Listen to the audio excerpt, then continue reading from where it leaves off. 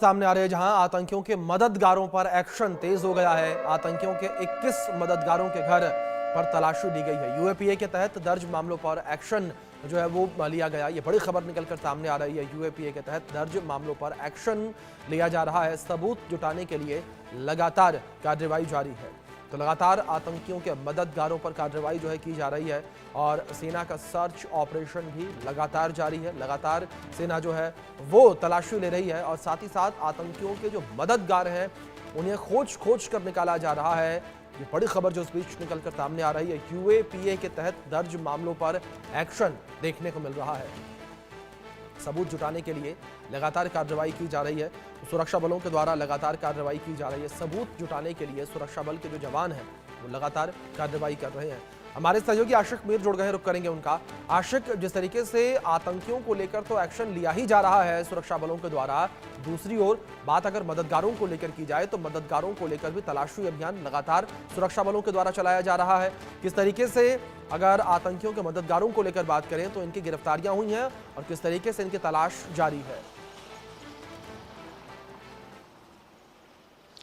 देखिए अभिषेक, बिल्कुल पहलगाम में हुए आतंकी हमले के बाद लगातार सेना सुरक्षा बलों का सर्च ऑपरेशन एक तरफ से चल रहा है, तो वही पुलिस की तरफ से कई सारे ऐसे जो ओजीडब्ल्यू है उनको गिरफ्तार किया गया है, जिनसे कई सारी लीड्स मिली है। और इन ओजीडब्ल्यूज का कहना है कि उन्हें जो है लश्कर ए तोयबा टेरर आउटफिट की तरफ से ये हिदायत दिए गए थे कि ज्यादा से ज्यादा आप नॉन लोकल्स और टूरिस्टों को जो है टारगेट करें। फिलहाल इन ओजीडब्ल्यू से कई सारी रिकवरी हुई है, जिससे साफ जाहिर हो रहा है कि जो आतंकी पाकिस्तान में है उनकी मंशा जम्मू कश्मीर को लेकर क्या कुछ है। फिलहाल एक तरफ से पहलगाम हमले को लेकर एनआईए जांच कर रही है, तो वही दूसरी तरफ एक के बाद उपलब्धियां जो है सुरक्षा एजेंसीज को मिल रहे हैं। अभी तक कई सारे आतंकियों के ठिकानों को ध्वस्त किया गया है और साथ साथ आपको बता दें कि जितने भी हाइड आउट आतंकियों के डेंस फॉरेस्ट इलाके में बनाए गए हैं उनको फिलहाल एक एक करके जो है रिकवर किया जा रहा है और वहां से कई सारी रिकवरी जो है वो अभी तक जो है प्राप्त हुई है। बिल्कुल आशिक, दूसरी ओर अगर बात आतंकियों के मददगारों को लेकर करें तो किस तरीके से, कितनी संख्या में घाटी में आतंकियों के मददगार मौजूद हैं जिनको लेकर सेना की तलाश लगातार जारी है? देखिए अभी अभिषेक फिगर नहीं बता सकते, लेकिन दर्जनों की तादाद में बीते हफ्ते से लेकर अब तक जो है आतंकियों के मददगारों को गिरफ्तार किया गया है। कहीं ना कहीं इन आतंकियों की मंशा ये रहती है कि किस तरह से टेरर नेटवर्क को मजबूत किया जाए। हालांकि अगर एनकाउंटर में आतंकी मारा भी जाता है, लेकिन जो ओजीडब्ल्यू वर्कर होता है उसकी वजह से और आतंकी जो घुसपैठ करते हैं उन्हें कहीं ना कहीं मदद मिलती है यहाँ पर फिर से टेरर नेटवर्क को बढ़ाने के लिए। फिलहाल जिस तरह से सुरक्षा एजेंसी जो है इन आतंकियों के मददगारों को गिरफ्तार कर रही है और साथ साथ लगातार उपलब्धियां भी मिल रही है। आपको बता दें कि जांच एजेंसी एनआईए को कई सारे ऐसे पुख्ता सबूत मिले हैं जिससे यह जाहिर होता है कि किस तरह से पाकिस्तान के द्वारा भेजे गए आतंकी जम्मू कश्मीर में शांति को भंग करने की कोशिश कर रहे हैं।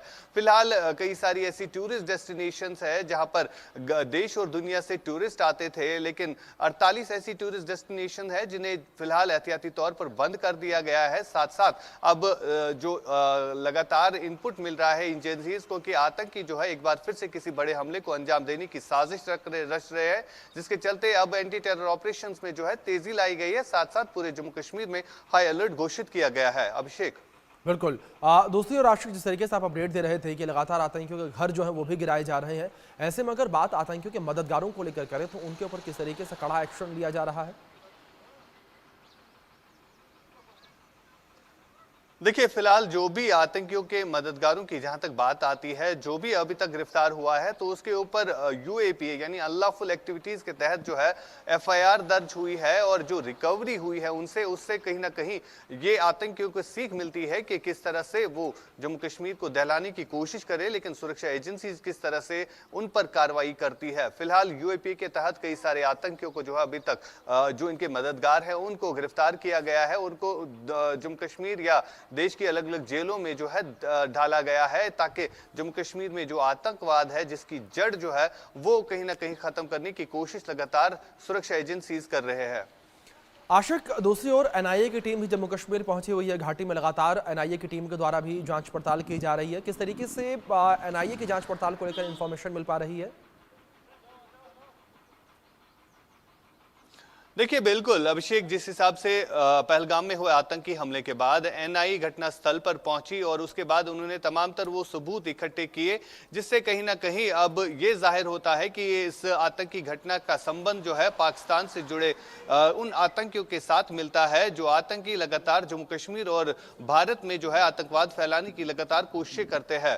फिलहाल जिस तरह से कई सारे वीडियो सामने आए हैं और उनसे कई सारे ऐसे लोगों से अब पूछताछ भी की जा रही है, चाहे घोड़े वाले हैं चाहे एटीवी राइडर्स से, लगातार एनआईए जो है उनसे पूछताछ कर रही है और एनआईए को कई सारे ऐसे सबूत भी मिले हैं।